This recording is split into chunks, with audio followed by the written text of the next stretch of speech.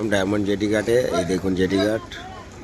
আর বাস ধরে চলে যাবো এখন তমলুকে গিয়ে গাড়ি দেখবো কী কন্ডিশন হয়েছে। এই তো রামগঙ্গা গাড়ি দাঁড়িয়ে আছে। আর এই রামগঙ্গা না, ড্যাম কাকদ্বীপ।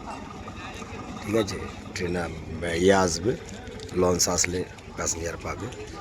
তো গাইস, এই হলো জেটি ঘাট। চলুন যাই মেদিনীপুর, তমলুক, তারপরে দেখাচ্ছি। একটা নিলাম, এবারে দেখাবি জেটি ঘাটটা কেমন।